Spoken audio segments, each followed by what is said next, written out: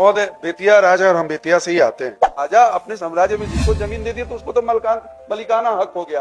कुछ जमीन का बंदोबस्त अंग्रेज के नाम पे चला गया, तो जब अंग्रेज उसके मालिक हो गए तो अंग्रेज भी बहुत सारी बंदोबस्ती दे दी है, जमीन किसान के पास चला गया। ये 2024 में समाहित हुई है बिहार सरकार। सरकार जब 2024 में समाहित कर रही है उस जमीन को, अब हस्तांतरण करके ले रही, वो रेवेन्यू जो आता था, अगर वो जमीन उनकी थी ही नहीं तो फिर किस आधार पर ट्रांसफर जब होता था, जमीन लेती थी, रसीद कटता था, मालगुजारी का पैसा ली, सब ली।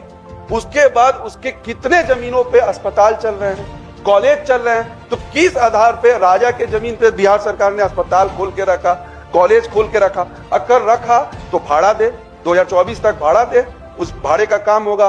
दूसरी बात, खोला तो खोला, 2014 में जमीन था महाराजा का, अस्पताल था महारानी के नाम पे, नाम था महारानी का, महारानी जानकी कुंवर महाविद्यालय। इस सरकार ने 2014 में उसकी नाम भी बदल दी। आप जीएमसीएच, गवर्नमेंट मेडिकल कॉलेज, जमीन किसका? महाराजा का, नाम किसका? बिहार सरकार का। किस आधार पे किया गया?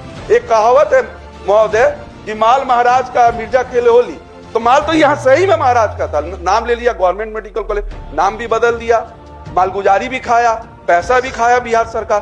तो 2024 के पहले जितना पैसा कर के रूप में आया, पहले सरकार वापस करे, तब किसान से जमीन वापस होगी, तब हम किसान से जमीन लेने का हक है सरकार को। वर्तमान में बेतिया राज एक्ट से संबंधित नियमावली बनाई जा रही है महोदय, और उस नियमावली का महोदय मेरे लिए भी ये नया विषय है, पूरी तरह से अध्ययन करेंगे महोदय। तक आप पूरी जानकारी नहीं ले, कृपया करके वापस नोटिस नहीं जा किसानों को, हाहाकार मच जा रहा है। जब तक आपका नियमावली नहीं बनता है तब तक जो नोटिस हुआ है उसको यथावत रखा जाए, और इसमें बहुत ढंग से, दूसरे ढंग से भी लोग काम कर रहा है। एक धुन नहीं है हमारे पास।